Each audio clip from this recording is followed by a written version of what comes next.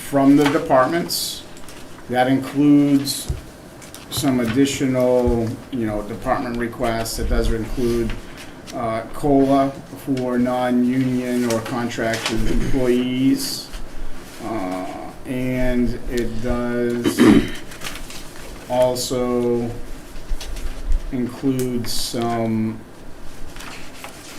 reductions in a couple of the departments as well. Dan, somebody just told me the meeting doesn't have sound. There's no sound on the meeting. How do we fix that? They got lights on them. Might be electronic.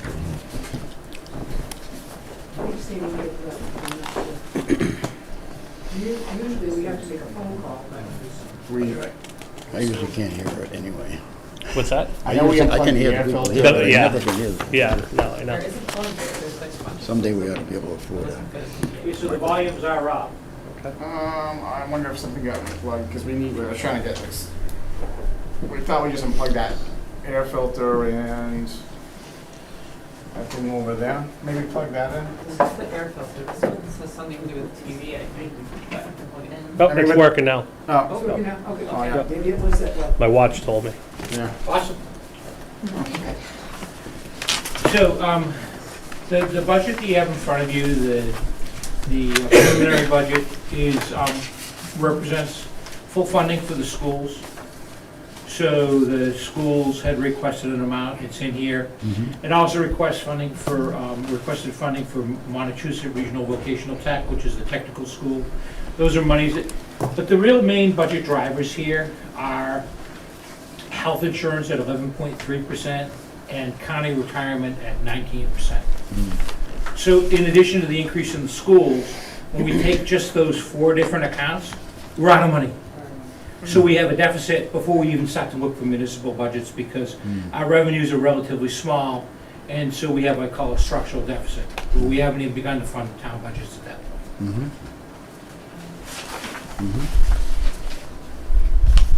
One thing that we know about the schools at this point, we will be, the third, the fourth and the fifth towns will be on the 24th. That will be us and Ocam. Obviously passed the budget for the schools on last evening, as we did Braintree. That is a shock for us, because they were up almost 6 or 7% in their budget. And so that was a surprise to me. So at any rate, we are moving toward the situation where we will be the last 2 towns on that evening. And even if we were to vote against it, or OCAM were to vote against it, that would be 2 towns down. That would mean the school district would have to have 30 days to go back, which would leave all of the towns with no budget. Because technically, they can't set a tax rate until they have a school budget. It would just mean through the summer and so forth, we'd be going through gyrations with the district. Not that that's a new experience for the towns. I mean, we've done that a lot of times. So that would be the only, shall we say, I wouldn't say fly in the ointment, but change in our process as we move forward, looking at the potential of offering an override of about 400,000 or whatever. That's obviously open for lots of discussion. Correct. And that does also use the lower budgets provided by Conservation Commission, Planning Board, Zoning Board, and the police department as well, without the cruiser, and no agreement with the Quadrant Regional, and a reduction in an officer from what they presented at our meeting with them. So that number moved from 600,000 down to 581. So that there was a reduction there as well. Should be the fire position too.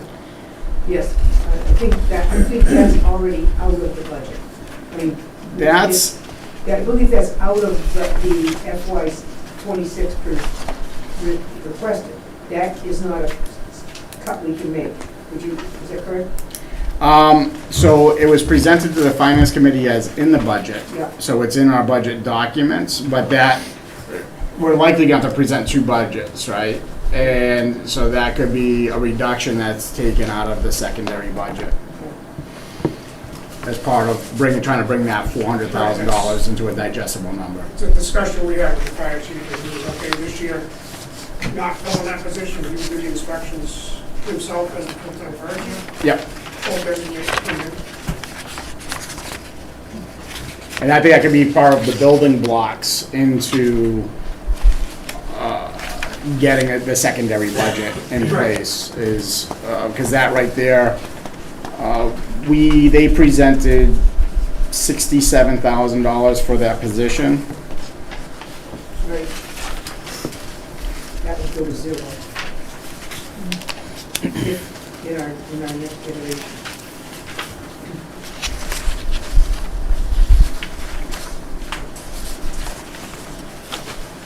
Yeah, 67,000 was presented to that, so if we, I'm gonna highlight this here so I can make a note. I think that's 51,612.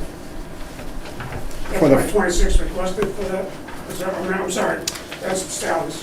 Yeah, Salaries. We're up here. There you go, on the next page, sorry. yep, We're up there. Yep, 62, yep, 67, yep. Catch up.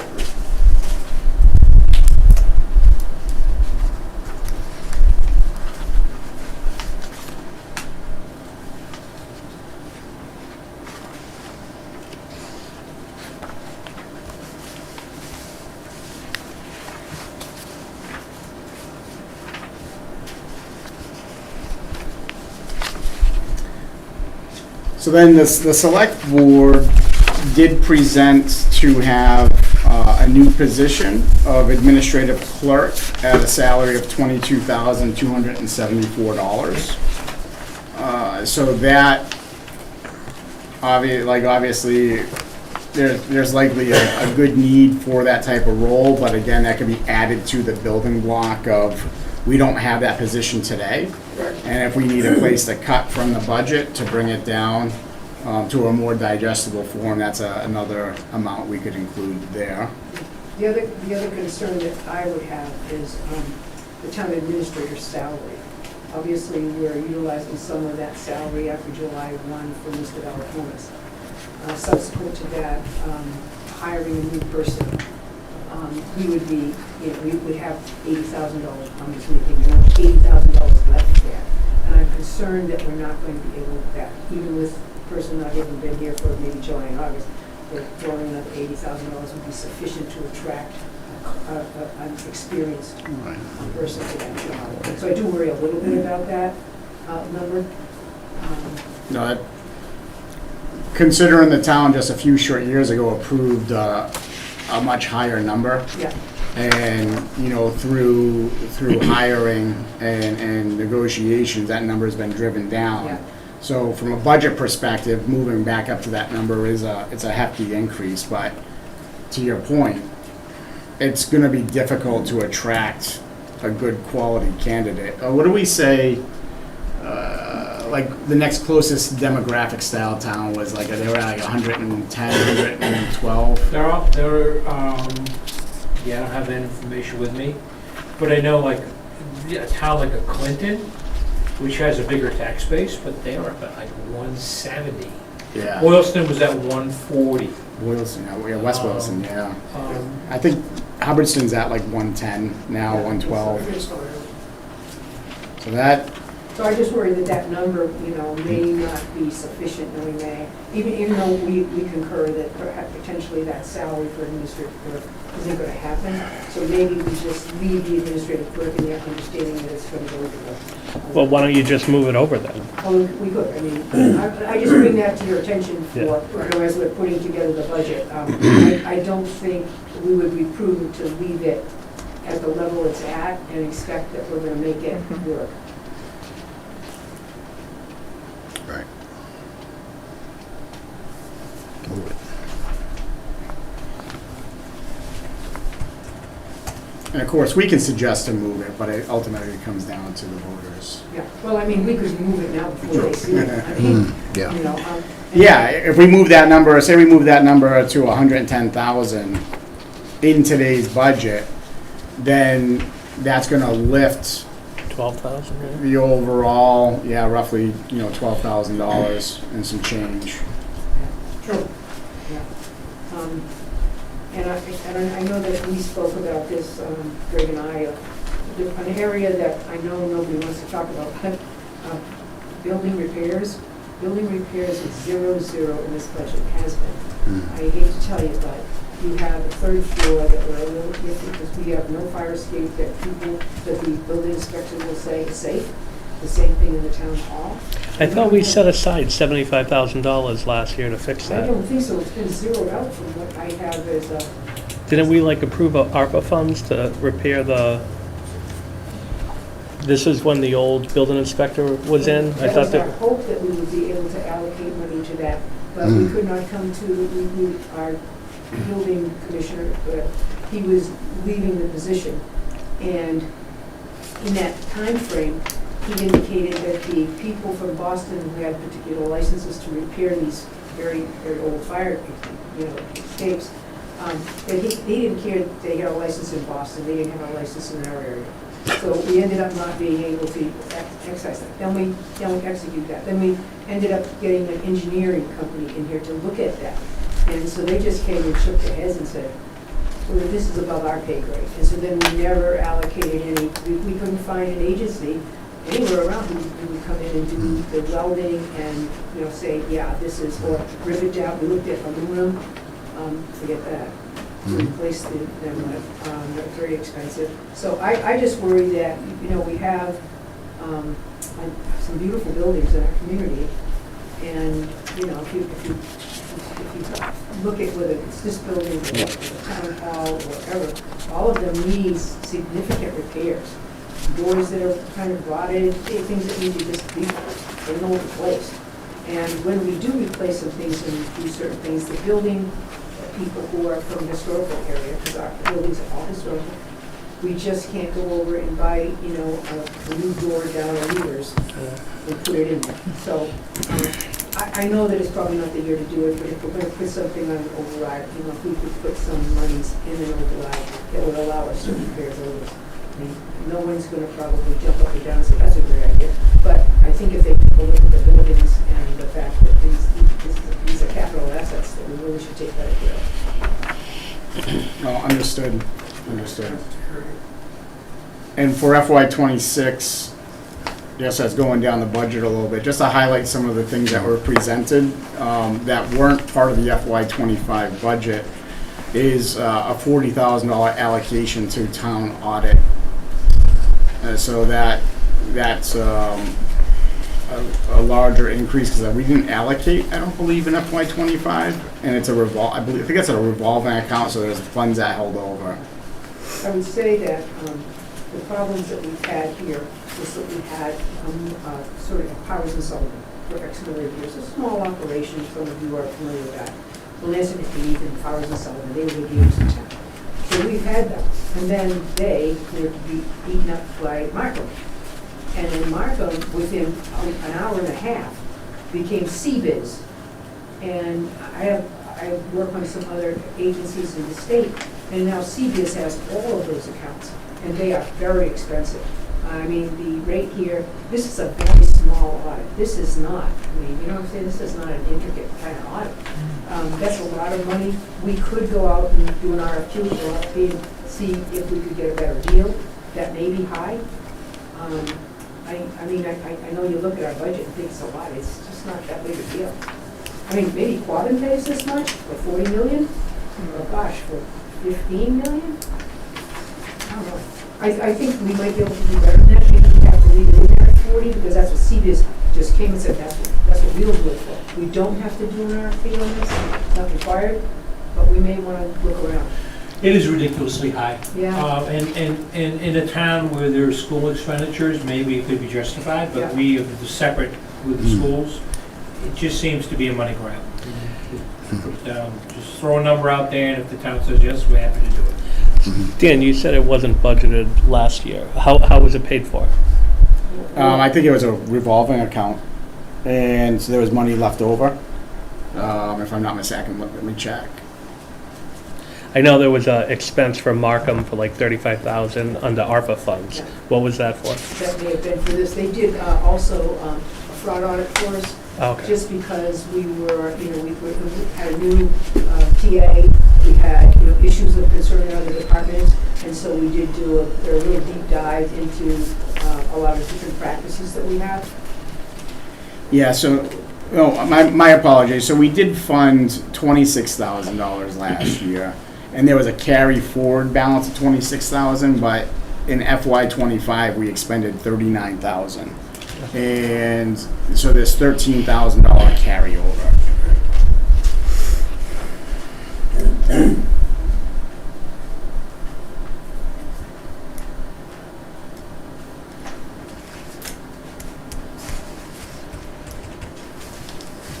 In the budget, we do see if we can bring the finance committee's reserve fund back up to $20,000 from $5,000, so that is a hefty increase. The finance committee and Barry, in my time here, we haven't utilized the reserve fund to its fullest capabilities. Outside of, I think the last time Mr. Balcones was here, where we put some funds there to future fund contractual obligations for the unions in town. And then that was all resolved at the special town meeting, right?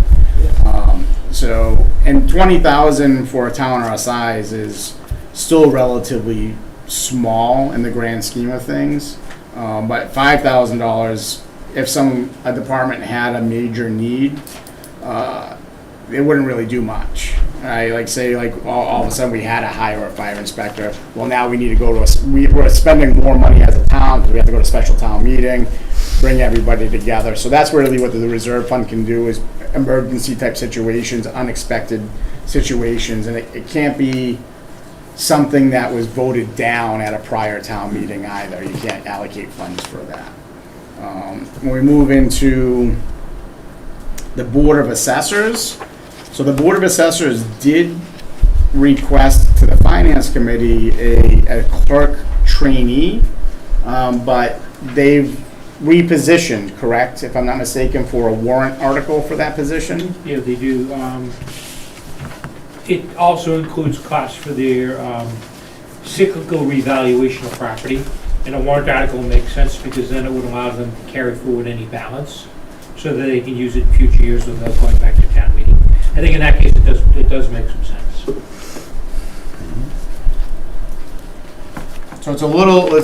it was in our operating budget. If it gets passed by the town, it kind of becomes a fixed expense for the operating budget as a revolving account. Am I understanding that correctly? It would be a warrant article. Yeah, but if the article passes, that goes into it's not debt excluded. Oh, God, no. Yeah, right, so No. it goes into the It operating. gets added onto the bottom line number that we have to raise and appropriate the total number. Yeah. Similar to the total number for the budget. And there would be a specific account assigned to that. Yeah, line. and it's the only one that's outside of the budget, so all the other requests are all included in here. Okay. And I'm okay with it. It's not an unreasonable thing. Yeah, no, I don't disagree. Any conversation on that? No, I'm just forward thinking, like that police officer and that fire inspector position, those are gonna come back up. We kind of talked about chiefs about that.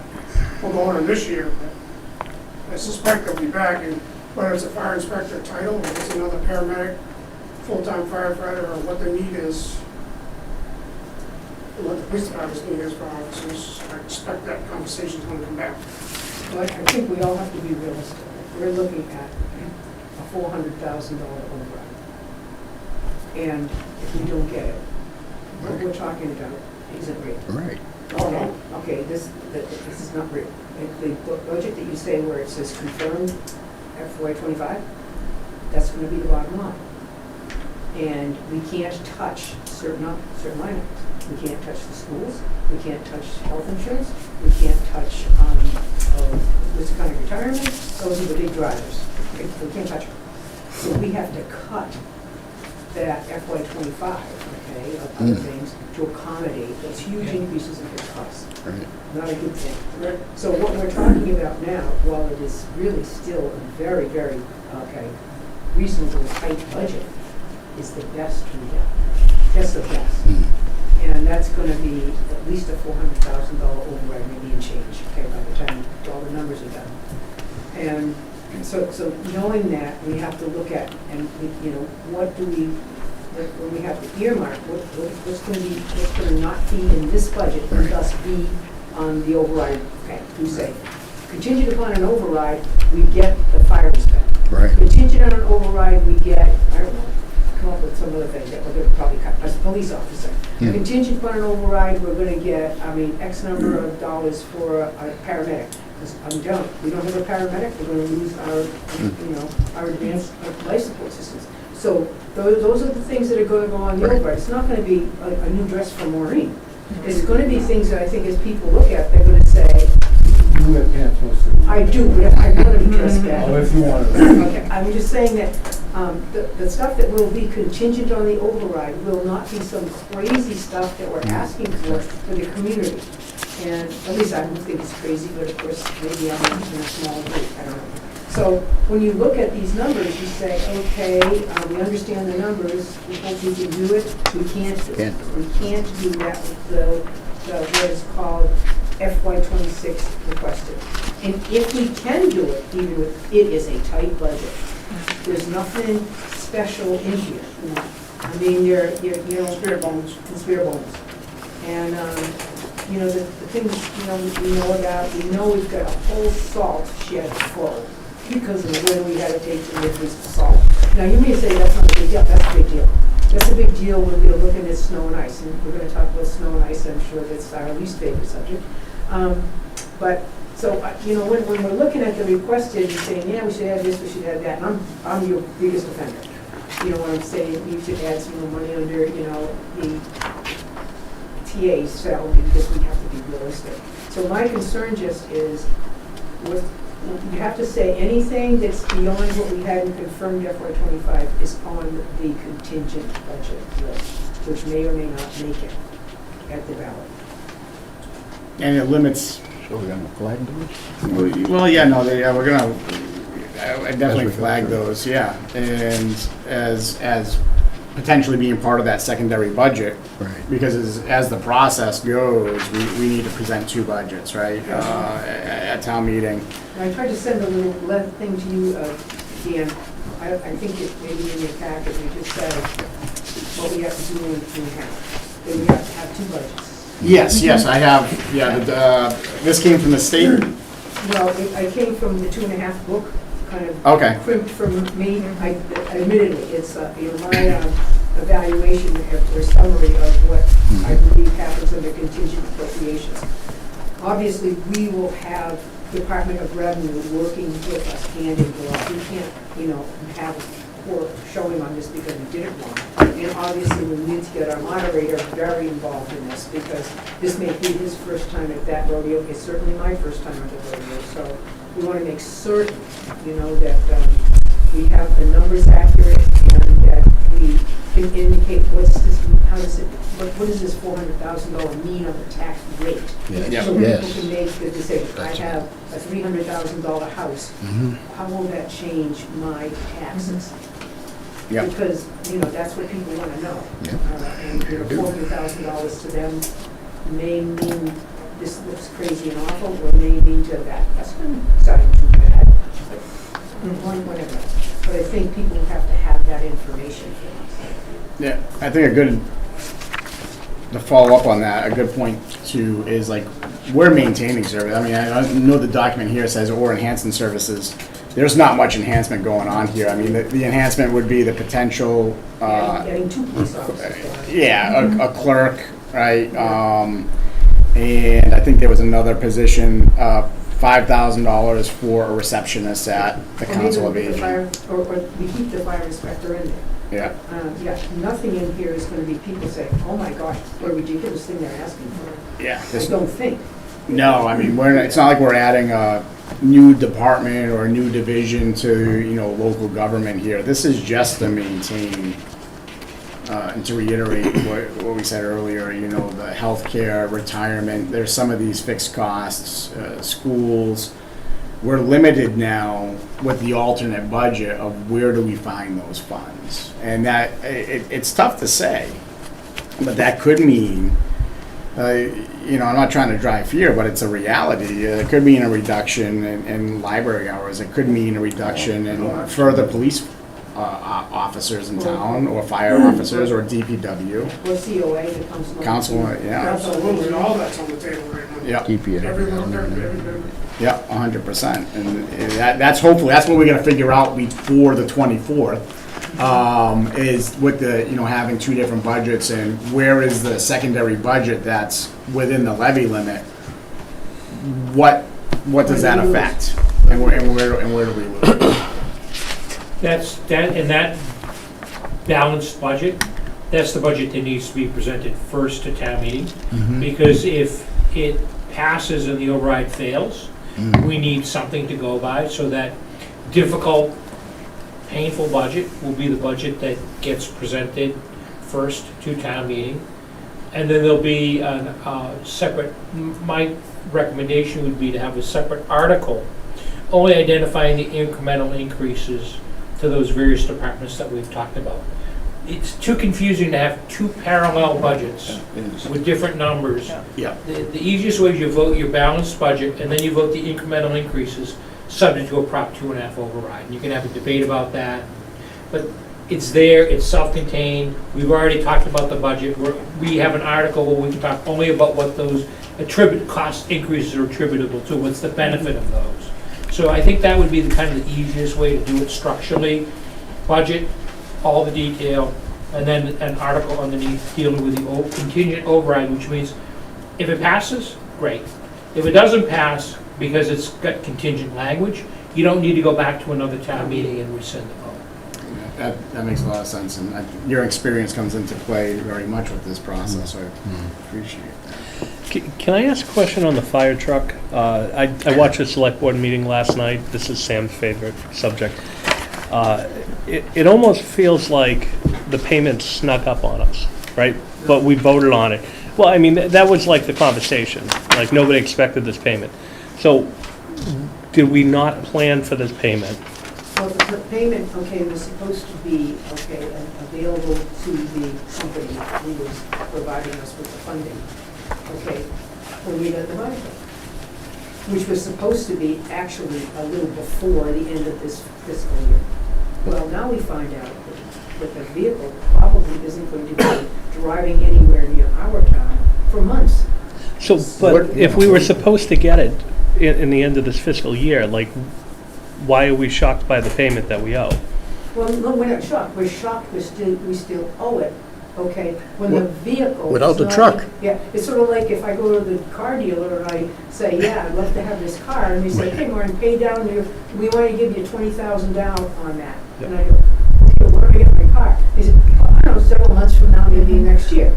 I mean. And there's nothing in the contract Well, that says we can yeah. defer that payment? We've we looked look- into it, and and what- it looks as if we are, June 1st, this day, because the vehicle is supposed to be here, okay? Yeah, but it isn't, so isn't that break the contract? No, because Three different contracts. they've indicated that the contract is in borrowing the money. Now, we know that once we take care of this thing, we believe we can go and refinance the vehicle and thus have a different payment schedule. But again, that is unfortunate, but that's. Fire trucks are really a nightmare Well, throughout the- the country. We should make sure we stay on track, though, because the Yeah, I'm fire sorry. truck I'm is sorry. not part of the operating budget. It's been debt excluded, so we do not have to worry about the fire truck or Good, this that's one thing we don't have to worry And about. we have ways to move money to pay the amount by around the beginning of June here, and so on and so forth, and then to make some adjustments at the end of the fiscal year.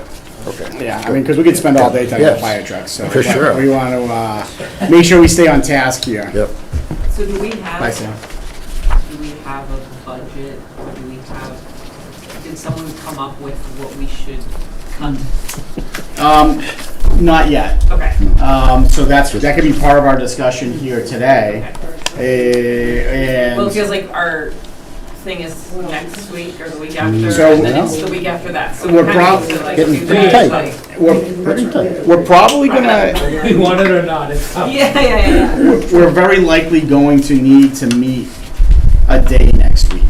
And I was gonna propose a Thursday, because that may, I mean, I'm being selfish here because that works best for my schedule. Dan, do you have this in an Excel format, the budget? I have my own that I created, but I think. Can we get a copy?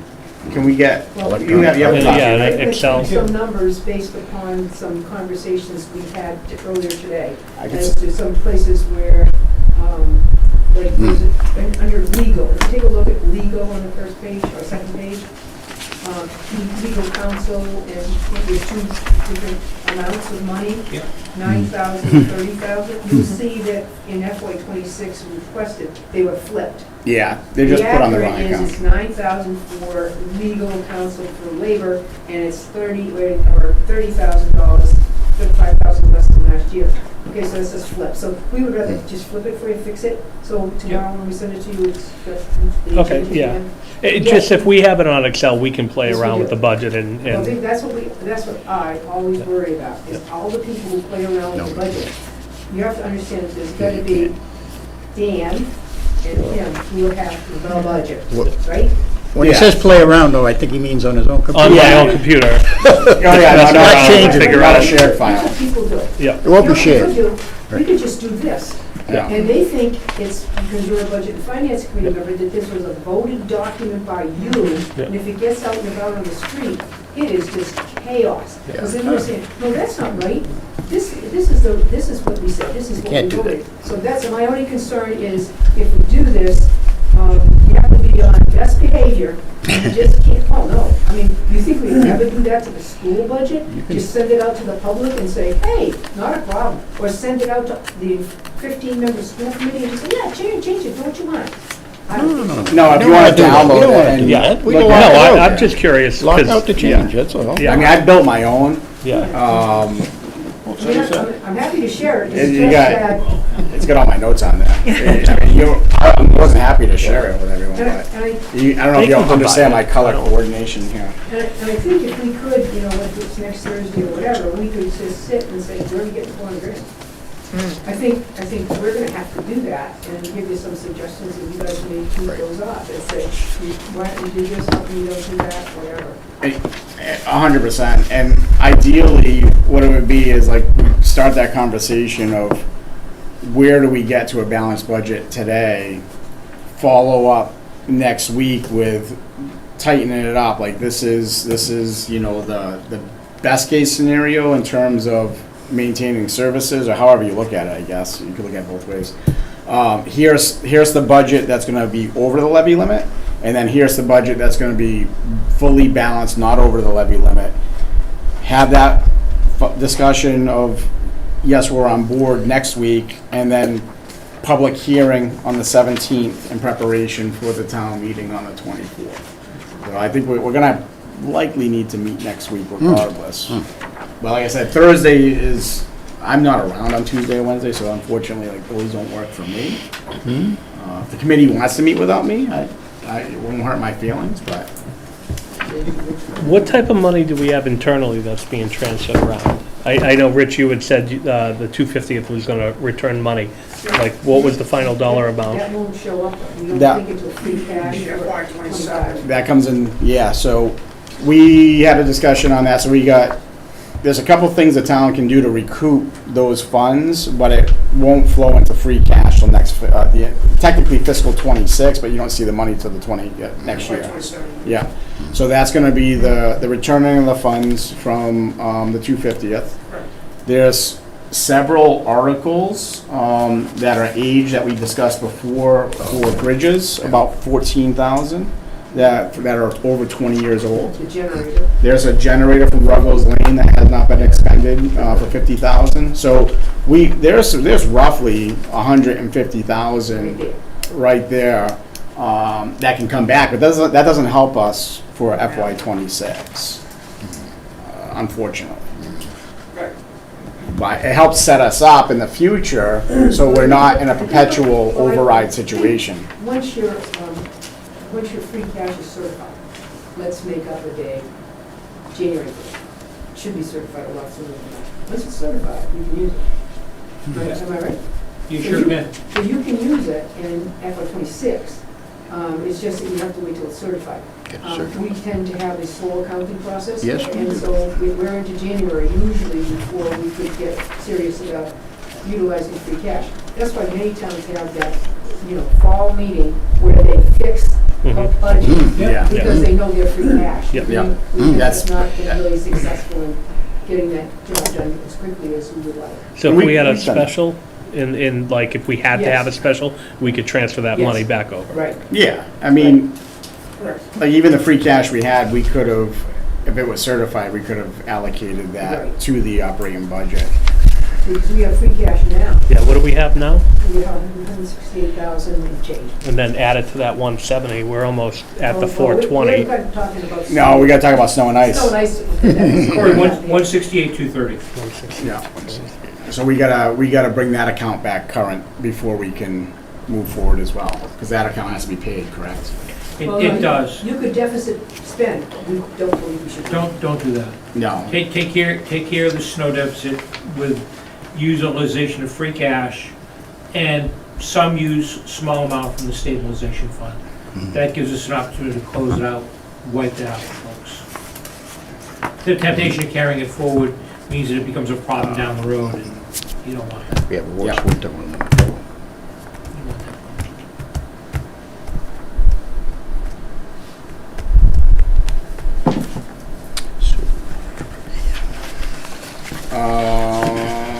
Let's see here. So, just some other quick high-level departmental notes from everyone that presented during the finance cycle.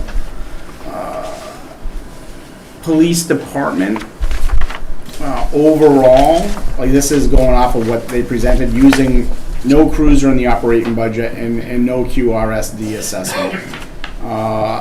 They are up 7% overall, with significant increases with potential contracts, to the managing officers of the chief and lieutenant.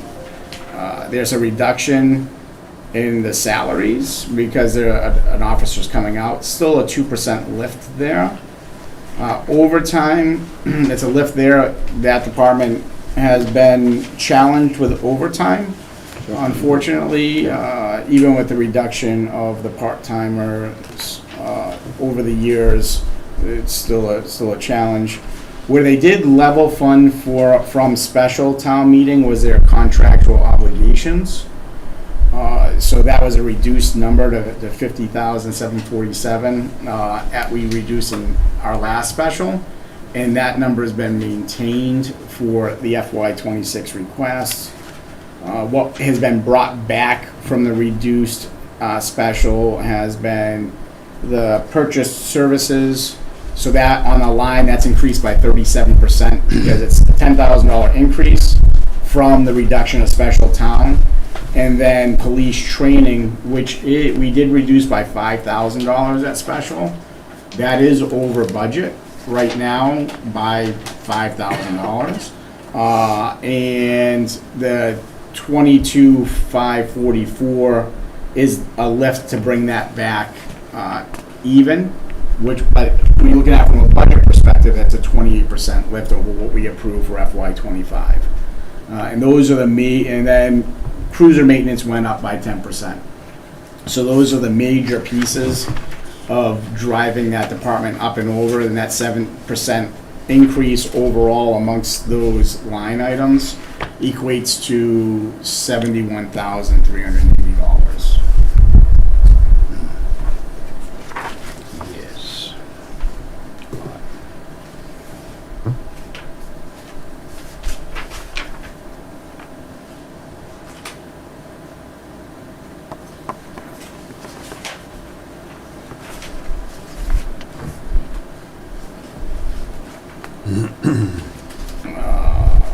Moving on to, we'll just talk about fire real quick by the numbers.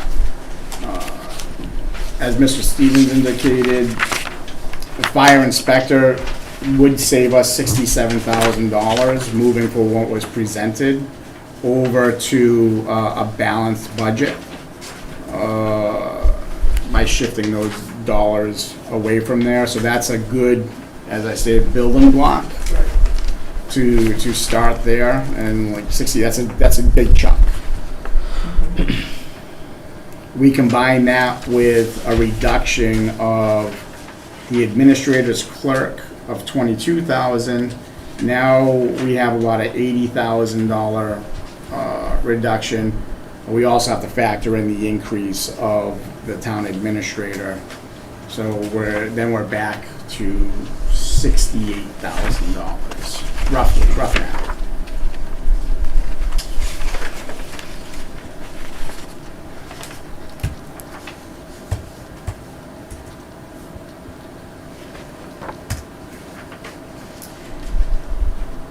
Ambulance overall, 3% lift.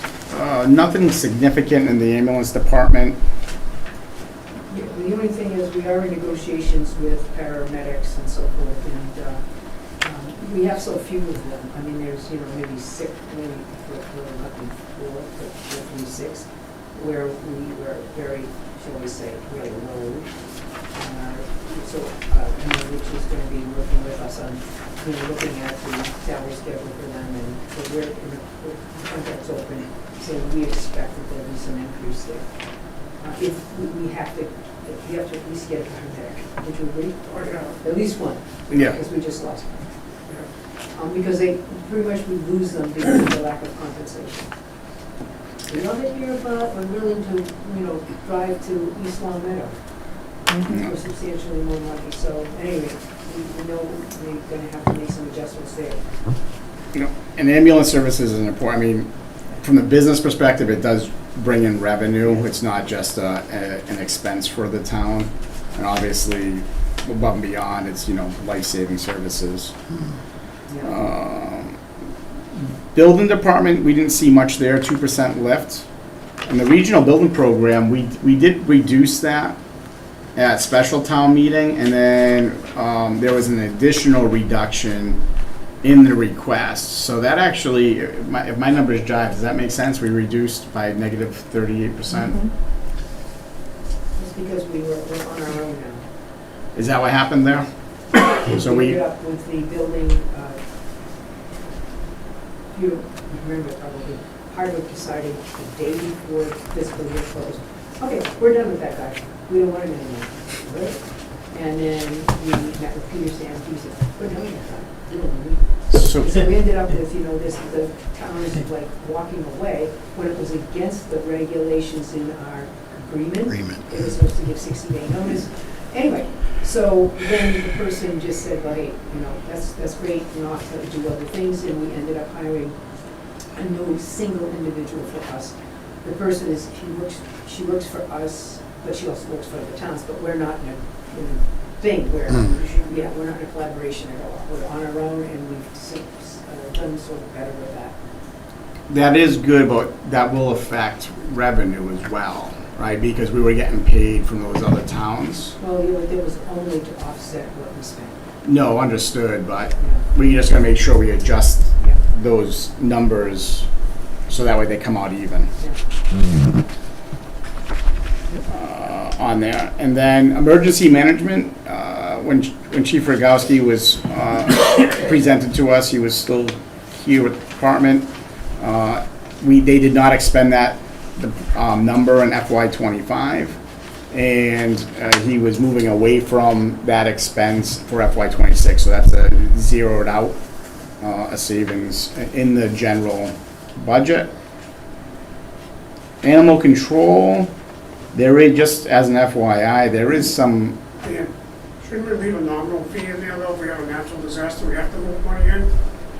we could, I think, That way we can move money, or you can move money, your finance committee, like if we have zero out, then we can't move it without town meeting action. yeah, no, it's a, You leave $100 in there. So let's just take a nominal fee, and then we can, if, we have a major disaster, it goes on for a month.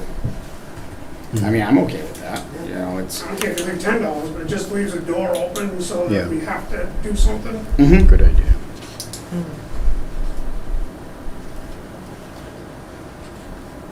you probably know more about that expense than I do in terms of like what it funds, so. Yeah, and there's a lot of EMPG grant opportunities that Chief Rogowski and Chief DiGilio will take advantage of, so it's probably why he's zeroing it out. Okay. And the offices, I mean, they're using the fire chief's office. Years ago, we had a separate emergency management director Mm-hmm. in town, so that was probably important for that individual, but it's kind of rolled under the fire chief's position. Yep. And typically, that's the way it is in most communities. Okay. Yeah, because a couple of years ago, we moved away from having a salary to the chief coming out of that specific Just department. concerned about the expense account. If we Yeah. had something we need to go on, at least we could move money into it if we need to Yeah. go on town meeting initially. Yep. No, that makes sense. Thank you for that. And regional animal control was, like, they didn't present the budget to us, and they ended up giving a number late, right, if I'm not mistaken. Animal control, yes, it was yeah. very late. It was a late number, and I'm not sure if it's solid, because it's a 5% decrease compared to last year, so I don't know if something changed over there, so that number may not be solid. I projected a 5% increase, but the number we have is the 18,233, so that's the number that's in there. It may be that they ended up with another entity joining the regional, so we can check on that number. Yeah, well, that makes sense.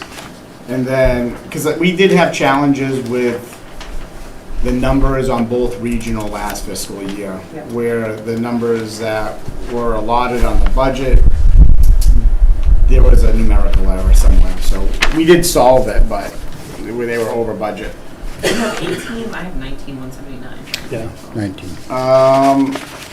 For the FY25 or the FY20, I think it was It's level. the same number. Yeah, I think it's level FY25 and funded. FY26 Yeah. requested. 19,179. 19,179. I think it's level funded in here. Yeah. But it could be a potential to save $946 if that number's solid. Regional dispatch, so they are up 8%, which is lower than their original number that came through, but it's the number that matches what they presented. I know Dr. Marshall, Eric, and I were at their meeting.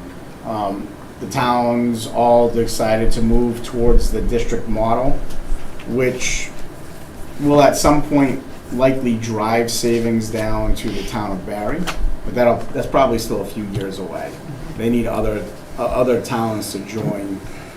So we should likely, and that's kind of a fixed expense for us. We can't really do anything with that line because it's controlled, even though it's a district model, still that funding's controlled by that regional dispatch entity.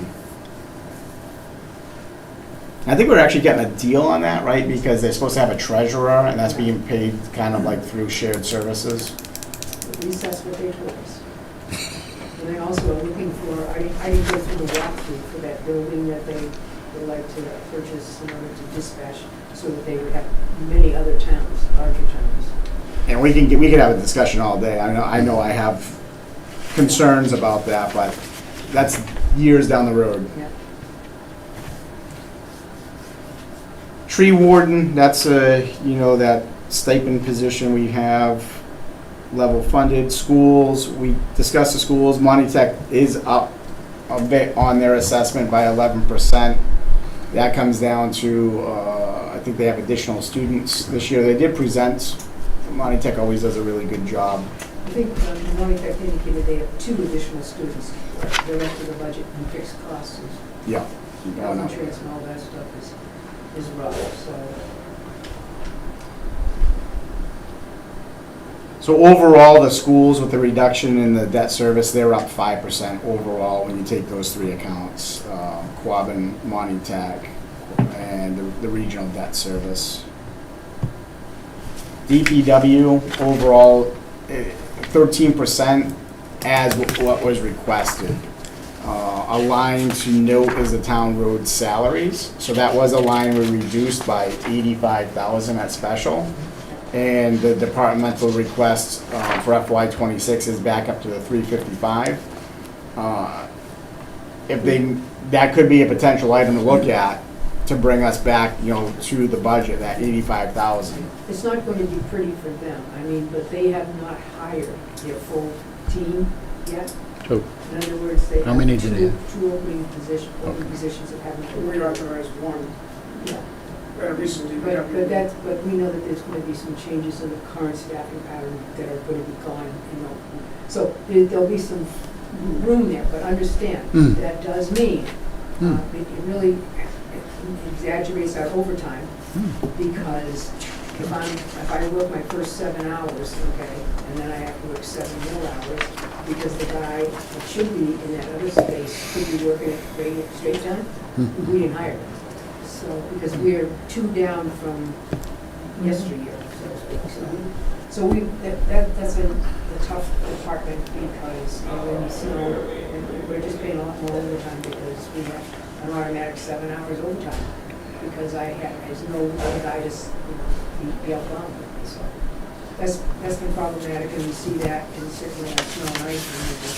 And I agree that, I think you mentioned it, Corey, that there's a tweak about who's plowing what, where we post it off to. So we know that we haven't gotten down and dirty into say, when you're plowing out the wells, when you're plowing out the sewer stuff, okay, that's coming out of the enterprise fund, that's not coming out of the regular. So we probably have some tweaking to do there, be my guess. And we have had in overtime in sewer, I can't tell you how many water mains we've had to repair. And that, of course, comes out of the water department, even if I'm not a water employee, but I'm charged to go work fixing that. And we've had a couple sewer breaks, again, and but I would say we've been unable to hire a second in-command water person, and so we've had to have a company come in and do that, and that has been a little more expensive, but there's lots of, that happen by the state, we can't just have Maureen go down and do the water stuff. You have to have certain, certifications and so forth. And finding those people and providing a pay scale for their own work. We got a great person out of the Athol area. He's doing a phenomenal job. He's found water leaks that have been there for 10 years. Seriously, huge one. So we used to have, we've heard, I'm sure people said, the pumps, okay, would go 24/7, just year after year. Now the pumps are off for numerous hours during every day. So that's huge. It's huge. I know it's not a big deal, but it is a big deal. So I'm just like to say that the town roads and highway, we'll have to sit down and see what we can do with that, but we may have some maneuvering room there. Like not, bringing 2 people, just having one and so forth. So the $125,000 for fuel, that's a question for us. We think we might be able to save on that. We, done some work with fuel tank and usage and so forth. So that, we may be able to change that and get better data on that. So we could get a little help there, I think. I know a month or so ago, we were only running about 52%. I think we're up to 75%. I was just looking at this. 75, no. Let's see, fuel account, we're 78.6% allocated on fuel. We have roughly $27,000 left with 30 days left since this number was. So we might be able to save like $15K. Yeah, I agree. It's roughly $9,000 run per month. Yeah, You just extrapolate that careful. We don't know what prices are gonna do. yeah. There was some things added into that as well, the fuel maintenance, the tanks and all, that was a pretty big number. Yeah. So that won't be happening next year, it's Yeah. like- Oh, yeah. So it's probably 15,000 or so, maybe even more. Good, good. Yeah, I mean, We do believe there's maneuvering room there. that's a good thing to look at, because, every dollar helps, in trying to achieve this difficult task here. Is the difference in some of these salaries due to the fact that somebody wasn't doing it for a period of time? I didn't get the question. I was just wondering if the difference in some of the salaries is because someone wasn't doing it for a period of time. Yeah, there are some people who are brand new into the organization. So and like the other- fire chief is getting an extra $43,169.19? No, But They pull from it at town meeting. because, yeah, we They- reduced his salary at town meeting because he left. Right, so that's what I was saying, so Yeah. that's like because he left and was, so we Yeah. reduced that, so this is just bringing it back to It's- what it was supposed to be. Correct. Okay. It looks like a big number on paper, but it's just bringing us whole. I just feel like if other people can Yeah. see this, then they're gonna ask the same question. Yeah, well, that's a great- And like, I'm saying the same thing for the water and sewer. It's up 13, or not water sewer, the DPW guy. Looks Yeah. like it's up $13,073.91, but is that because we didn't have one for a while? Correct. Okay. Yeah.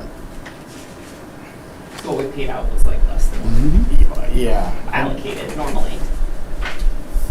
The Let's, DPW superintendent's salary, 1/3 comes from sewer, enterprise account, 1/3 comes from water, enterprise account, and 1/3 comes from roads. Right, so it's 33,660 from each, which equals 198, or 980, 109.80, and then last year it says we paid 87,906. So that's why I was saying the $13,000 difference is just because we didn't actually end up paying the person because they left, and Mhm. that's why. Can I ask, does everybody get like a 2.5% increase? We did do that, except for contractors, because some of them have. But there's some jobs that don't have increases. Maybe that's because they're, which jobs are you talking about? Cemetery secretary clerk salary is zeroed.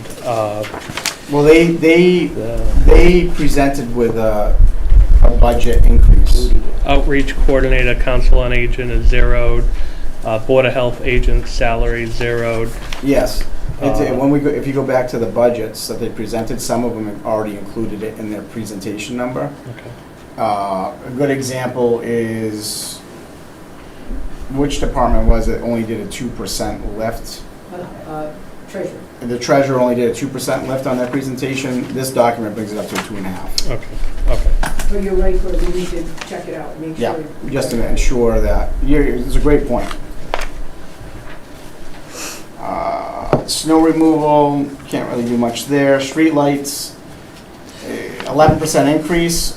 We're over budget, like we're spending more on streetlights now than before we had the LEDs. So it's,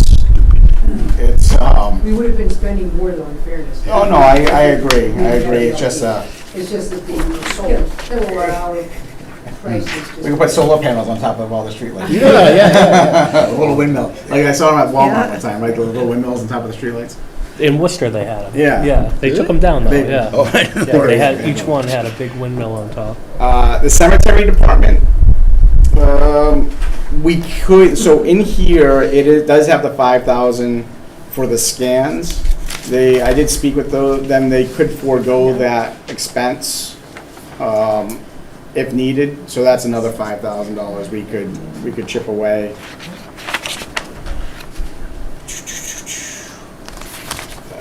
The Council on Aging did request a receptionist as a new position. All in, it was a $10,000, estimated $10,000 position, where half of it would be funded from a formula grant. Then the town would be responsible for the other portion of $4360. I mean, considering the situation that we're in, even with a grant fund, that might be something we have to look at to say we can't fund a new role when we're having a hard time funding our existing positions. Agreed. Veterans, most of that comes back in revenue from the state.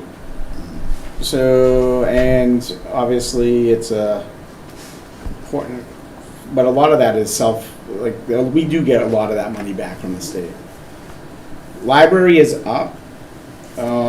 This does add individuals. Yeah, there is an additional, you can't see it in the account, but I think it's an additional library assistant Yeah. I believe that's right, yeah. position. It was a part-time, so that lifts it up. I think there was a reduction of hours, if I'm not mistaken. So the library is unique where their budget, so they're trying to get their folks into the proper steps, and it's been a long, I give, They are the lowest, compensated group Yeah. in the entire town. And I do give Joe credit because he's got like a long-term plan to get them into a reasonable pay wage. But there's also the expenses to the library are attached, like they have to buy, their book budget needs to increase at the same percentage, or 17%, is it? 17. That's right, and they, if not, you use your library certification, so it makes Then you sense can't to, get grants. Yeah. and, right, so it makes sense to fund that. It's a sticky situation, you know, it's, I mean, we can make some nickel and dimes there, though, I think cuts. it, Nothing substantial. it, absolutely. That's something on the override, though, I just, I have such pride in what they've done in the library, it's just, they've done wonderful things. And when you think about, we might be saying, close it Saturday, close it Friday, that would just be awful. But I do think that might have people come out and say, no, I'm voting for that. Truly. But that's a risk. No, I mean, it's, I utilize the library, so I'm a little, my opinion's a little on the biased side. I try to stay unbiased when I'm sitting here. It's recreation that's level funded across the board. You know, this is Felton Field Commission, most of that 11,000, that is a revolving account. Most of that 11,000 is utilized to mow the fields, and maintenance of the buildings. The South Barre Common, you know, not a significant dollar volume, and recreation's used for multiple grants from that committee to fund different sports activities throughout the community. If needed, we could give a list. My personal opinion, I feel it's important for the youth of the community. I think one thing they fund is like swim lessons up at the campgrounds. They help fund some baseball program, basketball program. Parks and Commons, for what it's worth, Wachusett Greenway said they could do $1,000 flat. You know, they were willing to play ball. They do appreciate, you know, the assistance there for their effort with the rail trail. Historical Commission, 1,200. I know Miss Allen usually comes in and presents to us. They rarely use that money, but it's there. I know she wants to buy signs one of these days, so. And holiday decorations, this is level funded. It is an account that's crept up over the years. This goes to the decorations and all the events and festivities that happen around the holidays in the town. That's to pay like a separate company too, right? Like, Yeah, the part of that is paid to the lighting and the community decorations. I think it's down at, was it South? Oh, near Barre Plains, that little strip there, up at the Common, maybe a little bit at South Barre Common. And then the big ones that we talked about, the non-movables. We have county retirement, that $109,000, health insurance, $70,000. So I'm just gonna say, when we say non-movable, It's a there's fixed cost. healthcare options out there, right? Like the GIC is an option. I mean, you guys are going through Maya, which is a for-profit company. So like there are other options out there that could I probably, don't know if you can go through. the GIC is an option. Yeah, and then, like I said, if you talk to the Teamsters, they have a health and welfare fund. They could probably quote the entire town for less than you're paying Maya. Who's this? The Teamsters, talk to the, like, call Oh, yes, you down. mentioned that to me. Yeah, they run a fantastic health and welfare fund, and they're nonprofit, so their overhead is like 5% versus Yeah. Maya's overhead's a lot higher. That's for, you're speaking of the county retirement? No, the No, health no, insurance. health insurance. I jumped Health over you, insurance. sorry. Yeah. Yeah, Because that's a huge number too. I mean, if you could, I would say, I think probably almost every employee participates. yeah. I don't think we have a lot of people who are not participating. I just went through it in two contracts, increases as high as 27, 39%, and we shopped around and we ended up, like, our union offered it in one place and their increases were Because 10.6. Because we have just 10.4. one of our employee groups involved with the Teamsters. Yep. Would it be something that Yeah, oh, could be yeah. spread across the Yep, town? yep, we offer it, like, we just pitched it to an entire county, like, Okay. every county employee, sheriffs, prison employees, like, management, everybody. So the Teamsters would be able to quote it for every single employee in town. But there's a certain period of the year when you can do that, right? We're probably kind of locked in at this point. I Yeah, think we're locked in Yeah. this year, but it's certainly something we'll Yeah. look at for next yeah, we should. Yeah, no, 100%. Like anything I could look at future savings, I think, especially in health, I know I work for a big business and our healthcare rates are through the roof. So, it's, Through the roof with less benefits. yeah, exactly. General insurance is up 3%, and then we get into, the debt. We do have the fire truck that will go into the debt exclusion for the principal and interest. And that'll be, funded through the levy with the approval of the vote this past April. Dan, last year you got us balances on these, I have balances. Is there balances? Oh, I know what you're talking about. like On to see the- when they're paid When off, they're or like paid when off. they're done, yeah. Some of them are very close. Aging. I Yeah. believe the 171, it may be last, this would be the last year, I think. I- And the same thing with the Rose Lane Common project, that's very close to being on. The Rose Lane roof project is like 3 or 4 years, I think, and that's out. Sewer stuff, that's enterprise fund, but that's brand new stuff. It's Mhm. on water tanker, Sanderson Road, that's pretty old debt as well, so we can get that information for you. No, I think Jake sent it to us early. Yeah, it was, Aging, Yeah, so we have the maturity date for the Barre Common is August of 27. Yeah. That's project part 2. The project part 1 is this coming October, 10/23/25. The other ones, we have Ruggles Lane's 2029. And then I think the capital ban was 27. So that'll come off for next fiscal cycle. They don't have the exact dates here because that's on a short-term debt versus a long-term debt, so that cycles through every, And the sewer upgrades are all handled under the enterprise. Enterprise. And if we didn't touch the fire truck and didn't refinance it, is that a 6-year payment or 7? 7 year. 7 year. And I promise you, if I win the lottery of any substance, I'll pay the fire truck. Too cheap to buy a ticket. yeah, so. Yeah, exactly, I have to buy a ticket. I'm not much of a gambler. And the thing, the Barre Common, that payment this year is gonna be 53,000.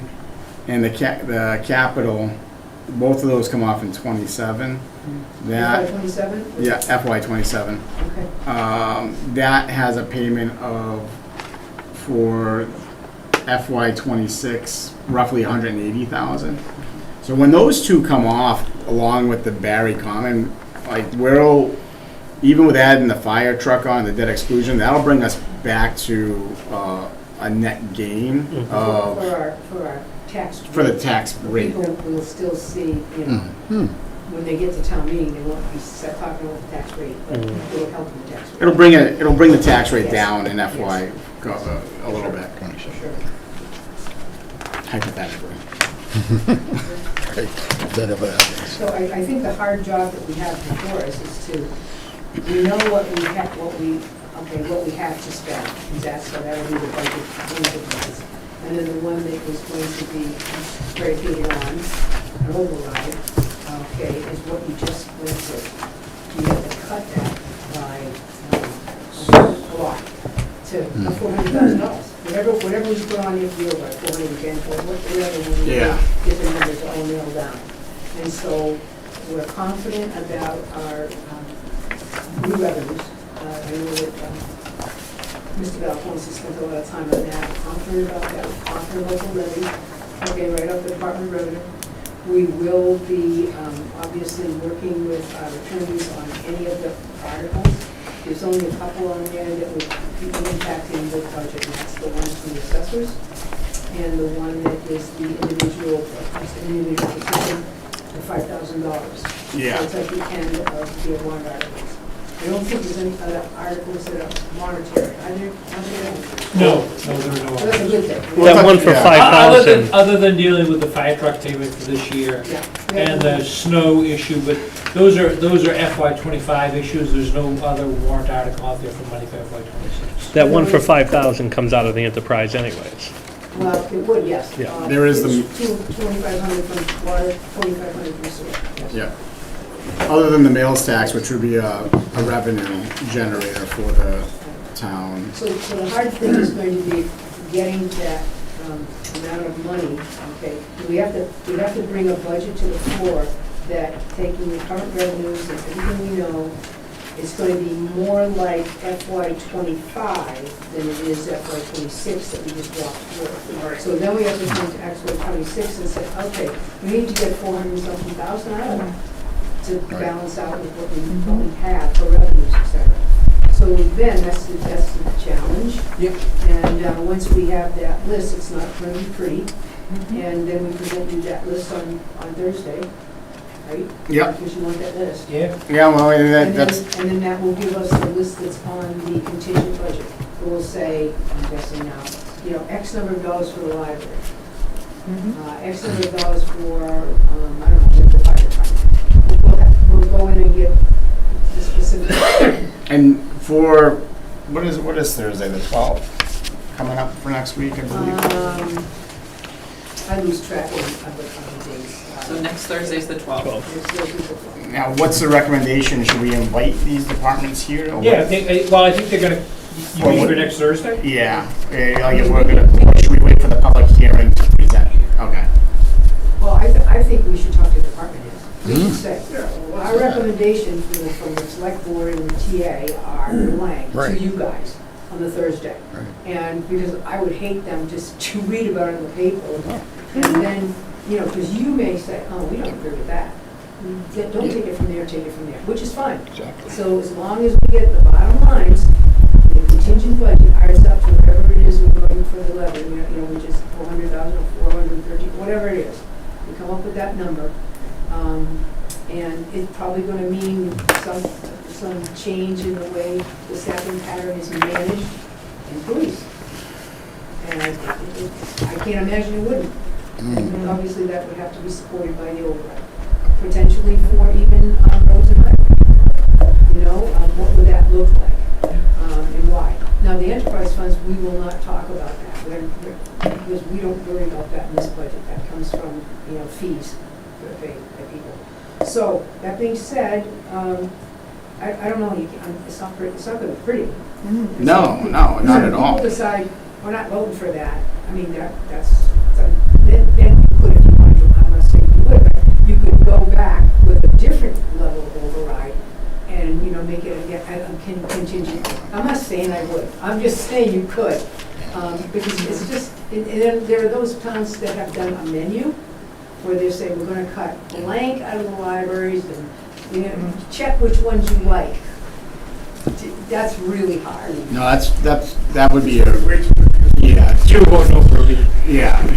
Yeah, so people Yeah. if you run a percentage across the board, it's like 3 points. No, I haven't done that yet. It's gonna be right now, 3.25, it's under 4. It's under 4 because we gotta flag the accounts that we can't really touch. Yeah, we could Right. take every non-union employee and not. That's a great Yes, idea. yes. Yeah. Although, Which I'm not happy about. Yeah, And we- especially where there's other raises being handed out above and beyond what a 2.5 would be. I mean, that Yeah. wouldn't be fair to an employee We have working for a fire, whole year. ambulance, and DPW are all on Right. CBA, right? So, can you walk me through if the town meeting doesn't want the override? What happens then? Could you guys put it on a ballot anyways? A question I would have to ask. Thank you. I don't know. Most of the time, everybody's amenable to saying, well, the public's going to give an opportunity. Most of the time, okay, if I were a person and you said, Maureen, you have to sell this thing, do you want an override or do you want the schools at the town meeting? I'd say, give me the town meeting any day. because obviously it's easier to load, it's easier to get the people there. Getting people to the polls in July, Yes. okay? Now, that's gonna be difficult, because so many people are vacation, but you can vote absentee ballot for an override. And we will make that very clear to people who are gonna be away for the summer, and so on, because we're gonna have to operate on the least amount of money for the first month. Right? Or we could do deficit spending, I don't know if that's a good idea. It was only 2 or 3 weeks as you want to. So, Greg, these numbers you just handed out, these are recent overrides and So so on? yeah, it's, I went on today to the DOR website, and I kind of went through and did a quick sort in terms of what the success rate of overrides is for this year. So the third column over, which is fiscal year, you see all the 2026s, and it gives you, the fourth column gives whether win, won or lost, what the yes and no votes were, what type of override it was, and then there's a little bit more of a description, and then the final column is what the amounts were. Small amount. I can keep this up to date. Well, You know, those I'm not sure necessarily. thousands. I'm not sure necessarily of the relevancy for us, because we are all unique communities, but there's some really large numbers that are here. Yeah. So I just did a quick sort for 2 years, so it's front and back. So, And there, I'm sure there are, this ends at May 20th. I'm sure when we get together at our next meeting, there'll be many more overrides on this list, because Yeah. they're happening right now as we're speaking. yeah. But at least give you an idea of what's out there right now, and what other communities are doing. It's funny. Wow. It looks like Winchton did, same day, but they just lowered the price Belchertown, by $1 million. almost $3 and they million got it to pass override, at is that what I'm 1.9. Yeah, yeah, Really? exactly what you're saying. Originally went for 1.9. And it was a really close one. Yeah, I can imagine, yeah, look at it. Past the 1.9. Well, I think it 20 failed at votes. the 2.9, and That's- then they took $1 million out and it passed. That's an amazing one. 2.8's down for the stuff. Right, that's a surprise. I mean, this does show like we're not an anomaly here in the situation we are, you know? No, we're not, and communities are doing much larger overrides than we are. Like I said, when this list is up to date, it'll be really helpful. Yeah. The other thing we need to do, we didn't talk about it, is if we have an override election, we need to put money into the town clerk's budget to run the election. So that'll be added to the override number. Yeah. That'll be like, so will there be decreases, and so that means we have to decrease an extra $10,000. 10,000, we put another money in there to run the election. Yeah. You do have this evening, you know, not that you have to do anything with it, but you do have just the warrant article. Yes, and that is next up on our agenda. I'm not looking to take a ton of time from everyone. But is there any other discussion on the budget for today?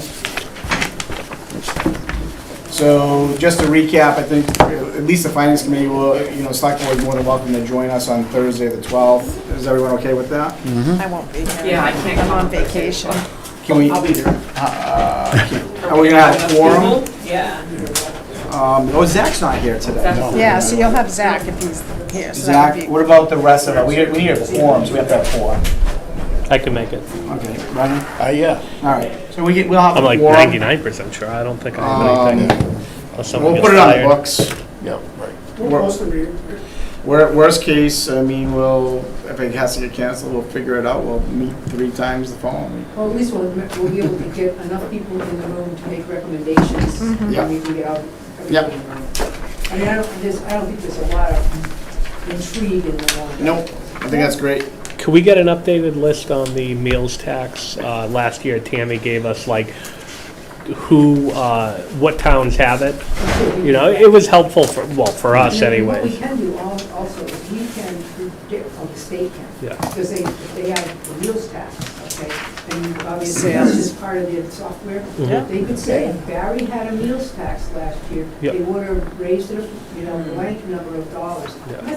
That could be as much as $100,000 for us. This was like 68,000 last year. Last year, yeah. And people had a concern over what were we going to spend the money on. And Yeah. Just name, yeah. I mean, that would have wiped out a salary. I think it might be really helpful, and, you know, maybe it's a selectman's job to do it, is to try to engage with the people who have restaurants and so forth in their towns. sure. Because I think, you know, Phil, and I know him very well, I've been my neighbor forever, you know, felt that somebody was attacking his Yes. family. And I'm saying, how? I mean, I don't know how, I don't know, that never even occurred to me that somebody would think that. I understood, you know, I had a lot of conversations with J&J folks and the people on the common, and they went, oh, okay, we get it. And they said, we don't pay it. I said, no, you don't pay it. And they said, the only thing we would be concerned about is maybe somebody wouldn't eat in Barre because we have meals tax. I said, well, we're gonna have to make a large circle, because Hardwick has a meals tax, Barre has a meals tax. Yeah. You know, and I think it's more than half of the cities and towns. that Gardner, have Athol. meals Everybody tax. has So it. you could also have a drink tax. I'm not even Yeah, going there. yeah. Yeah. You know, because I think that would really. Jacob brought that up, and that did, if I was Phil, that would feel personal to me, you Yeah, know, oh, 'cause, yeah, I think so too. Look, I think we had time to digest it since it was at town meeting last year. And, you know, the volume for a town our size could potentially raise with all the establishments that would pass through that, you know, 25 cents. Could pay for like a cruiser, a police cruiser a year, or a significant chunk towards something like that. We're not gonna save ourselves from an override position, but there's a lot of folks that do travel through town that stay here and eat here, and it's And a they're not gonna consumer-based not tax. Yeah. Yeah. Because of the tax. Yeah. That's just like the most And I foolish know that thing. we've been working with the Insight Meditation Center, okay, which is a nonprofit, does pay in lieu of taxes by their own, you know, $30,000. And we're, just like we are having at least, you know, kind of open conversations with Seven Hills. Because Seven Hills has, you know, a student population that can be, as all student populations, can be stressful. And sometimes, you know, our police and fire are asked to participate a little more there than you think. And so, you know, they give $5,000 to the police department in a grant. And so we've been having conversations about, you know, could we do some pilot money there? Also, we spent some time today, I know that you didn't, but I did, 3 hours sitting through the legislative hearings on rural schools and changing funding formulas for rural schools. You are a rural school, Cotton is a rural school. In addition to that, pilot monies relative to people who have supportive watersheds for, we are woefully under financed for all of the land. And when people say, you know, they put me in charge of the open, yeah, because you guys didn't want to do it, open land, okay? And yeah, you were. And I said, okay, I look at it and say 27% of our town, without all the trusts that are involved, is open space. Okay, then add the trust, we just put another 10,000 acres in the last year, okay, in one of the, that was Mount Grace. And then you've got East Farm Land Trust has this big, Audubon Fish and Wildlife, okay. And then Insight Meditation, every nickel of property that's up that way, trust me, when I need my house to go, I just want to call them up and say, just buy it. They buy everything. And then they mark it sanctuary, wildlife sanctuary, basically keep off. So they're very good neighbors though. And so I'm just saying that, but every time, you know, the nonprofits, it does make a difference. It limits our capacity. And I'm not saying I want to change the, you know, the footprint of Barre and all that, but you know, you kind of look at it. And I know that Hardwick Selectmen went on the record to make pilot a local thing. They can pass legislation internally for all the nonprofits, Eagle Hill School, and they're good. They got hounded at the meeting because everybody involved, the nonprofits showed up at the town meeting. But anyway, nonprofits and state land that is allocated for watershed is huge, and they're making it more and more restricted, so people have less and less access to the watershed. And so there is legislation out there to change pilot for that, you know, who knows. There's certainly legislation to continue to fund and increase the funding to rural schools. and Quabbin is a little school, and we think we've made huge progress there, that we're gonna get additional funding there, which is huge for Quabbin, and because also Hubbardston has the same kind of watershed protection stuff as well, to say nothing like Hardwick has dedicated to the Quabbin Reservoir, because they have the gates in many parts of their town, and so there's lots of things they can't do. And they do have a lot of East Quabbin Land Trust land as well. And New Braintree, every time the state has a big farm over there, they buy it and call it, this name of a wildlife place. And so everybody loves to have us have all this open land, but it does really retard our ability to have economic development and to do things that would generate money other than stop by and, see a restaurant. I mean, otherwise just drive through, it's beautiful. Telegram Gazette had an article last week about that, with all the towns touching Quabbin. Yeah. And Belchertown says they're losing out on $11 million a year in tax revenue because of, yeah. And we've been part of those meetings, and Senator Comerford and others from the western part of the state are looking, to pass legislation. It is tough, because people, east of 495 go, what water? You people that, where's the water? Where does our water come That's from? important to us. That's important to us. It's magic. Yeah, it's Fire magic. pickup, the grant pickup, that's at the deal, so we should be seeing that really soon. That's good. And Chief DiGilio's committed to, retiring 2 of the engines. Obviously, we got one truck that's already been delivered, one's on the assembly line. The old Red Chief's car can go, the old forestry truck can go, so there's gonna be a reduction in some of the older fire vehicles, less maintenance, less, hopefully. And I would say that the DPW is doing an amazing job, just trying to get rid of scrap, just try to get, clean up down there. And it's amazing that they've got some of the trucks that they've got running. They're almost as old as I am, it's scary. But I'll tell you, the people that we were able to hire recently in the water department, our mechanic, and our DPW superintendents up there, they're really doing a phenomenal job for us. And our water and sewer people, our sewer people have been stable, and that's been really good, because they've brought those big grant funded programs that we have under, now, they're pretty much wrapped up, so we're good about that. And I will tell you, I drove Friday afternoon, I'm saying, because the amount of overtime we've done there makes me nervous. I'm driving down 32, and there's this huge water break on Wheeler. And every place you go, there's a water main, and if you've noticed, our hydrants have been purged. They've been doing those a little at a time, because you don't do it all at once, because they haven't been purged for so long, it can be really dangerous. So we're really feeling we're making a lot of progress, and it's a result of a lot of hard work from a lot of people. We're really pretty happy about that. So we never get electricity reduction too, because the pumps are actually shutting off now, Pumps are shutting 4, 5, 6, 7 hours a day. And, Yeah. as they're catching up with leaks and repairs and whatever.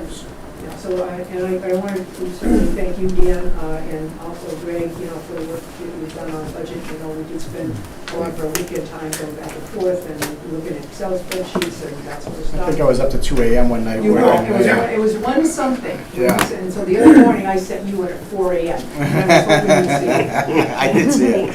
I didn't get up till like 6 that morning. No, but I think, I feel much more confident about where we are and where we need to get to.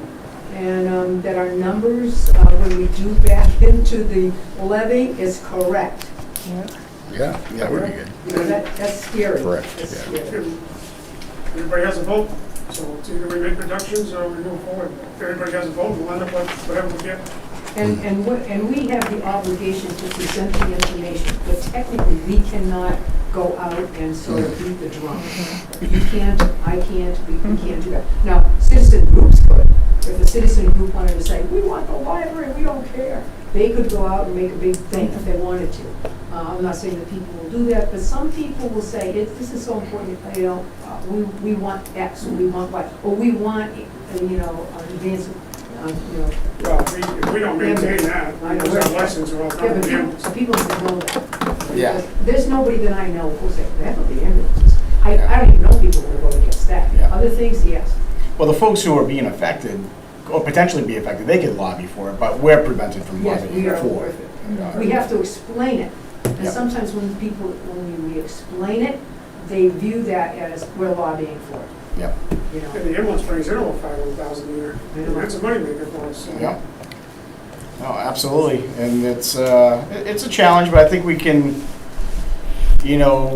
good thing to hear from those departments and say, hey, look at here's your potential cuts if we have to go that route. And ask them how it's gonna impact. Yeah, because getting their kind of take on it is really important. Yep. I mean, I say, well, you can Absolutely. just, one more police officer. Well, it may seem like a good idea at the time, but he may not be able to find, shifts. The big problem is the part-time officers went away, and now they're spending $90,000 on overtime. When they pitched 3 years ago for a 10th full-time officer, it was to reduce overtime. And then we had 12 full-time officers, and the overtime has gone through the roof, so, yeah. Yeah, I mean, they are able to explain the reasoning, And it's cheap. injuries and the cheap paternity pay, leave. I said to him, look, what about the third shift, blah, blah, blah. I said, could one person tomorrow now die on the hill, but one person's by himself? And he's right, Yeah. I wouldn't want to be the one. You're better off having nobody who's wearing the state police, one person up there is not good. Yeah, So somebody's gonna get hurt or die. Yeah, no, absolutely, absolutely. so I mean, if you want the 3 shifts, it does add up. And look, I talked to the Hardwick Selectmen, and I said, yeah, what's your police department, blah, blah, blah. And they say, well, they're the New Braintree and Hardwick, so they're a little more pushing there. But they have as many officers as we do and far less population. But 2 towns. Well, yeah, but in Braintree, I think that's a drive-through at night. And Oakham, I think only has a police in Well, I think they're just on call. Yeah, I think so, too. After a certain I don't know time. if State They call police Barre. handles it. West Brookfield Barracks? Is it the Brookfield Barracks that would respond to us? I think it's Holden. Holden? Holden, Athol. Athol's close, Yeah. closer than, well, not really, I suppose Holden Depends on how fast you drive. I didn't think we would. because I mean, like certainly Peterson doesn't have a night shift. Yeah, Just no, on call. yeah, There is on call. no, absolutely. And we're kind of spoiled. I mean, I have to say that the Chiefs, Warren and his team, they do a phenomenal job. They're very a class act, there's no question about it. And the big trouble is trying to support it. That's all.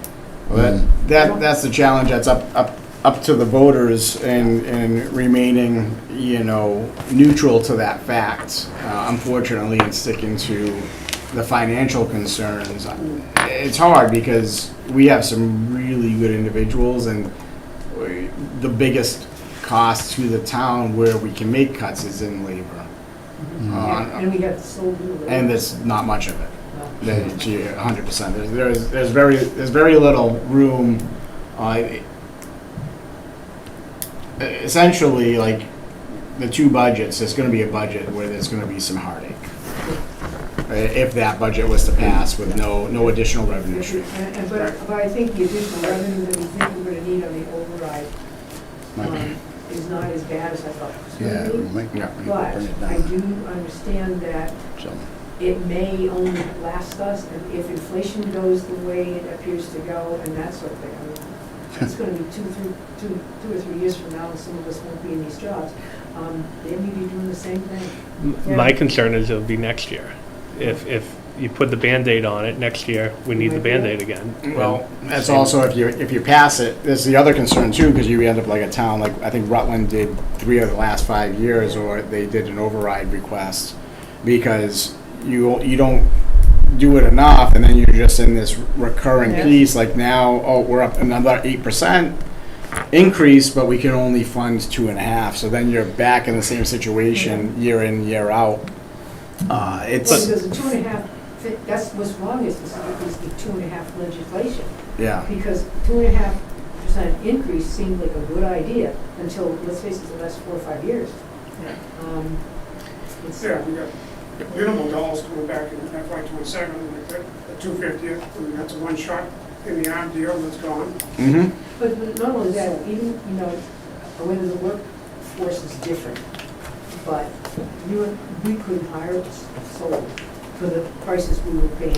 I've been saying for years the DPW was underpaid, Oh. and the issue is you brought them all up at once. They had a contract increase last year, they all have increases this year. Well, they have It's- steps every year, yeah, and during the contract. Next year is the final year of the 3 years. And the same situation with police and fire. We're negotiating with fire this year. There's so few in the fire department. I mean, it's just like 36 people, so it's not huge, but it's still, we don't have a huge budget. We're trying to get that number down low. Yeah. Yeah, I know. Have you guys looked into grants for like a wage study? Yes, in fact, Greg was talking about that today, and he said, we have to get that wage. He said, before I leave, he says, we have to put that, he said, I'd even put it on the override. Yeah. And I said, I don't know if that would bring people to the floor and say, yeah, let's vote for that or not. We're throwing Band-Aids here and there, and Yeah. some of them might be unnecessary, some of them are very I agree. necessary, and And, it's, every town I go into, when I see a broken wage scale, I ask for a wage study, and, yeah. you don't What do look they to cost? fix it. What do they cost? Between 20 and 40, Yeah. yeah. I'd rather have done that than the fraud risk assessment last year. Well, Yeah. exactly. Yeah. Do we know how much this, or can we figure out how much this amount will cost? On the taxpayer? Yeah, on Yes, the yes, taxpayer we can. before, Yes, we okay. Yeah. Because I mean, $420,000 sounds like a lot of money, but if I divide it by 4,000 people, Yeah. Based off the evenly, value it's of the $100 house. Right, Yeah, so, but like, 3,000 properties. Right. It'd so it's be- like, how much is if- that? If your house is valued at $700,000, okay, and the rate is, let's make it Right, easy, like you're gonna pay more $10. than somebody Yeah. whose house Then is you're gonna only pay more than somebody, $100,000. and that's the Yeah. way taxes are. Yeah. Right, And I don't think anybody's gonna be shocked. but I think that people being able to see how much I money agree. that specifically Mm. would affect them would Yeah. also be helpful Yeah, to we can- to we'll get people's another- vote, because, Yeah. Yeah, that's easy to do. Okay, Yeah, and it'll be $1 per thousand. right, well, right, so. Based on, Yeah. I'm not saying it's gonna be $1 per, Right, a dollar amount per. it could be. Yeah, but, The fire truck increased me by $125. What would you do? The fire truck, like the override on the debt exclusion of the Yeah. fire truck, so that was the math on that. And then I freely admit, if you said to me, hey, Maureen, what did you pay for a fire truck? I would not have a clue in the world. I mean, that's. that's over the 7-year period. Yeah. Yeah. Yeah, so that's, yeah. I mean, I guess I look at it and look at, there's something that has to happen with Chapter 70 formula. Because one of the big problems of all of these overrides is schools. Because the state, think about it, the state has not paid Quabbin Regional School District in the last 20 years any increase in Chapter 70 because they've had declining enrollments. 134 school districts out of 319 have no revenue from Chapter 70. None. All the new costs are pushed right back on those communities. And that's what's driving a lot of this. Because think about it, the school budgets, I mean, they have employee issues, they have health insurance bigger than the towns. Okay, so they have these increases that the state does not help with at all. And so then they say, hey, if you do transportation regional schools, we're gonna pay you 100% reimbursement. Well, they don't. They pay you 60, 70, 80, whatever. And, they're all listening to all the superintendents say, the hearings, blah, blah, blah. But we did force them, into, they're gonna take the Chapter 70 formula and put the Department of Education and the Division of Local Services. Because you get all these individual groups there, then the vocational schools are squawking with the academic regions are squawking with the typical school district. So they're just leaving us out of it, which is fine with me, because we have a chance of getting it done. Because as we've said to them, don't do SOA, Student Opportunity Act, a huge chunk of money. You ready for this? 15 school districts got 90% of all the money. And they were all the gateways. Yeah. Chelsea, Lowell, Lawrence, Bedford. And I'm not saying those They need it. places didn't deserve the money, but nobody got any money up here. Nobody. We didn't get anything. We didn't get more transportation reimbursement. And see, some people just don't get it. We had, we had meetings with our legislators. We talked to them about what's happening with the town. We went to meetings with Senator Comerford and others about open space and watershed, and what we should be getting is a reimbursement through pilot. We've made a case with the state auditor, who said, absolutely, you are ripping those towns off. Because if you're in Wellesley and you give an acre to, okay, a pipe going through bringing water, you get 3 or 4 or 5 times more than our acre is worth. Because you guys don't have acres that are worth much. I mean, We're only protecting all of the exactly. When I water. say to you, 87 years ago, you took 4 towns and said, you know what, too bad, so sad, see ya, right? And there's no recompense for that. The people were just left, you know, and they didn't even move the bodies, right? Oh, absolutely. So we are, trust me, if anybody whines and complains more about schools and funding at the state level than me, you find them. Find them. Excellent. So I know, just to button up here, any questions on the warrant articles here? Well, I know we'll have probably a deeper discussion on the public hearing. But this is basically what's here right now, and potentially maybe a couple added to rescind those budget articles, potentially. Yeah. Right? Bridge. Yeah, there's not a lot of money in it, it's just, you know, and I'm assuming that the plastic bags would bring a lot of conversation. Yeah, I'm sure. I thought there was a state ban on plastic bags. No, they should. Did that go away during COVID? Because I know like all the supermarkets stopped carrying. Not all So of that's what them. plastic bags, Yeah. we're going to, you know, get rid of. Yeah. Yeah, no, that's what I mean. Like I thought the state put a Oh, ban on no. it. It's No. every individual towns, if you shop in one market basket, you get a Yeah. plastic bag. If you mark in another one, you get a paper bag. So we'll go through them, each one, and give it an up or down, right? Yes. Yeah, that's usually what we do. I mean, at least for the town-sponsored ones. I mean, bylaw says that we, this finance committee, does hold a responsibility for recommendations on all warrant articles, regardless if they're fiduciary or not. Oh, really? Yeah. Even I would dams? suspect there'll be a. Yeah, there's a whole damn article on here. So, the Article 14, does that add a new budget line item, or is that already in here? Or is that, The assessors.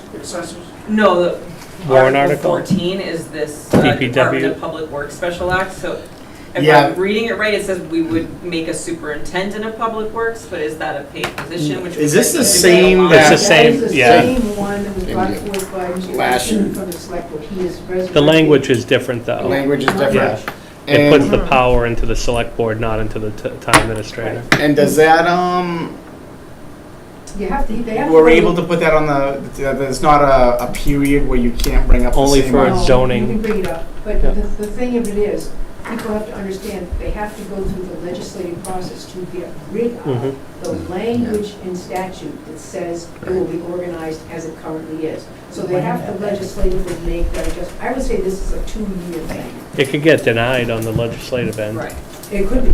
but if it gets approved, I guess my question is, if it gets approved, does that mean that there is another line item No. to add to No. this budget? No, Okay. it just No. basically says if the water and the sewer commission, although elected by the same body that elects the select board, okay, would defer, okay, they would not be responsible for the final vote or authorization of anything, it would be the board of selectmen. Okay. And I've had a lot of time to think about that too. We can talk about that on the public hearing, but it's, after, learning more about it, Barre is in a unique situation with that special Act. commission act. Absolutely.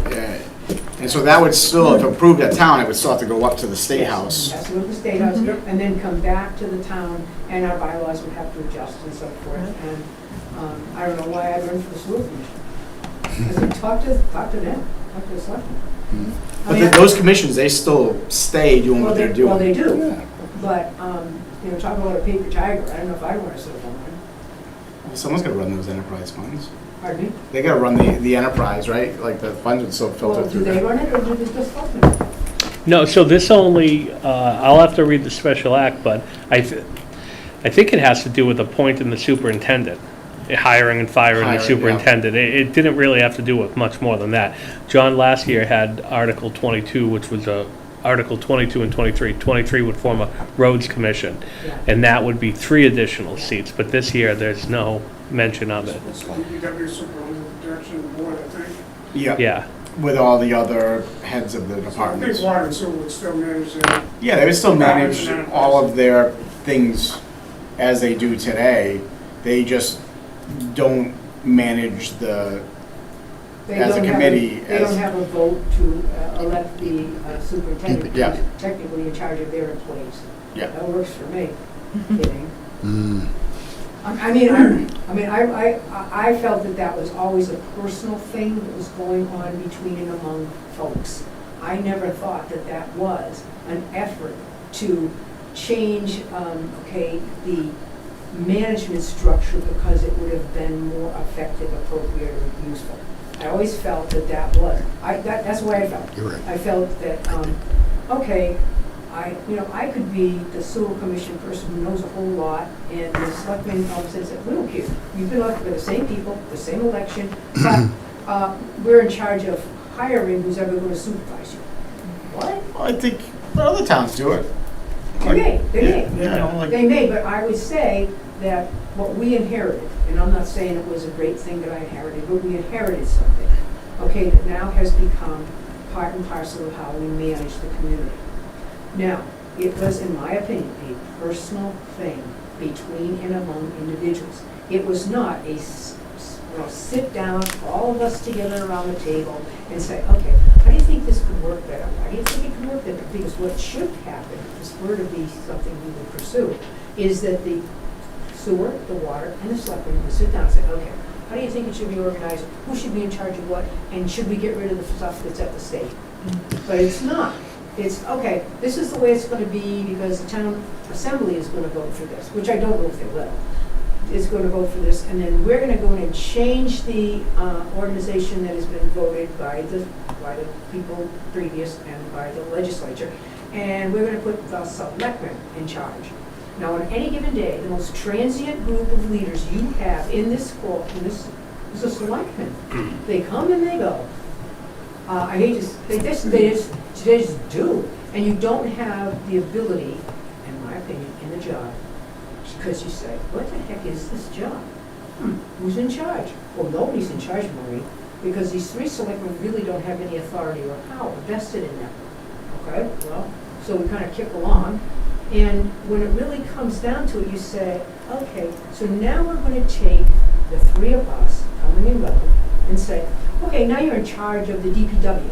You're in charge really of the sewer people, you're in charge of the water people, even though they're elected, you're in charge of them.